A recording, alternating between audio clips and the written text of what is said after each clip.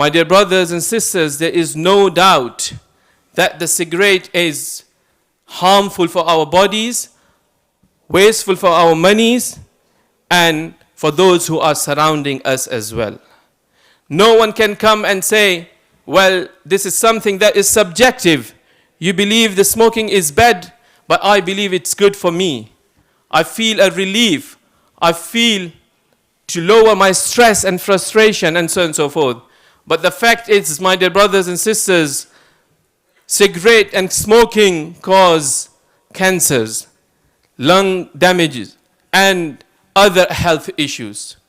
There is a misconception we have amongst ourselves, and that is smoking is makruh. It's not something that is haram. Let me clarify and clear this misconception, my dear brothers and sisters.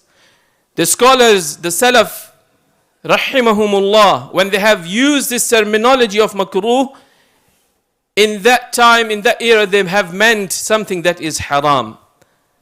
And there is a very clear evidence even in the Quran, when Allah had mentioned in Surah Al-Isra, killing a person, fornicating, and so other sins. At the end, Allah says, كُلُّ ذَلِكَ كَانَ سَيِّئُهُ عِنْدَ رَبِّكَ مَكْرُوهًا. All of these sins are unlawful. And Allah subhanahu wa ta'ala did use the word makruh. But that doesn't mean it means makruh, something that is disliked. Killing a person is for no doubt, without any difference of opinions, is haram. Being involved in fornication is haram. Killing a person or a baby is haram. Yet Allah subhanahu wa ta'ala has used this word makruha. So we have to understand, my dear brothers and sisters, when the scholars have said it's makruh, that doesn't mean it is something that is disliked. In fact, makruh is or can be used for something that is haram as well. Now we have a very clear evidence from the Quran that Allah subhanahu wa ta'ala told us, وَلَا تُلْقُوا بِأَيْدِيكُمْ إِلَى التَّهْلُكَةِ, and don't harm yourself by your own hands. And what else can be a literal example than the cigarette? We use it with our hands to smoke, to harm our health, and to waste our money. وَلَا تُسْرِفُوا كُلُوا وَاشْرَبُوا وَلَا تُسْرِفُوا, eat and drink, but don't waste. Don't be excessive. And my dear brothers and sisters, smoking is nothing but a waste of money as well. If a person saves that money that he uses for the cigarette, by the end of the year he will be able to, or she will be able as well to go for Hajj from that saving, from those savings. My dear brothers and sisters, we have to understand, and it is unfortunately very common in our societies, amongst our households, that cigarette or smoking is not seen as a major sin, as something that is haram. As I have mentioned, there is a misconception, oh, it's makruh. It's not something that is haram. In fact, it is haram, my dear brothers and sisters, for the fact it harms your body, for the fact you waste your money, for the fact you harm those who are surrounding you as well. It's a poison, my dear brothers and sisters.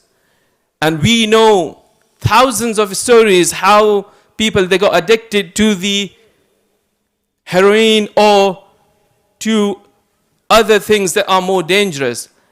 The cigarette was the beginning, was the first step for that. Many youngsters, they have started just to taste the taste of the cigarette, and they ended up losing their life, and they ended up having no future, and they ended up having no iman, no Islam, because they were addicted to something that is more bigger and dangerous. Cocaine and heroin, we know for the fact, my dear brothers and sisters. So, cigarette is very, very harmful for our bodies, very, very harmful for our iman, very, very harmful for our families, and very, very harmful for our own wealth as well.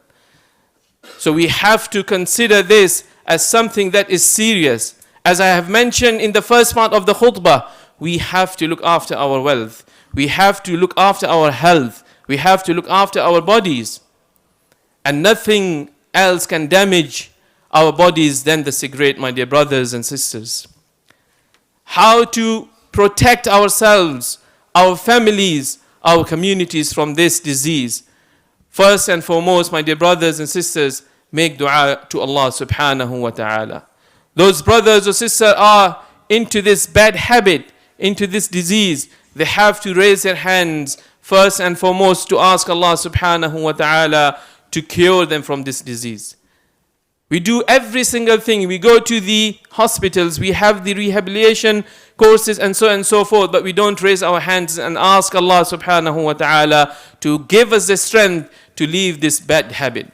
So dua is very important, my dear brothers and sisters. Also, in a month or so, we will have the most blessed month of the entire year, and that is Ramadan. Take the month of Ramadan as a mean for you to get rid of this disease, to get rid of this bad habit. There is no other way, my dear brothers and sisters, for us to get rid of this bad habit than the month of Ramadan, as we fast during the day.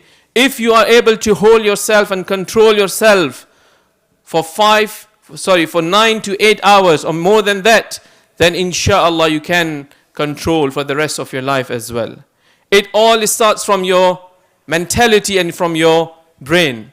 My dear brothers and sisters, don't give up. Shaitan is keen for you to harm your health, for you to waste your money.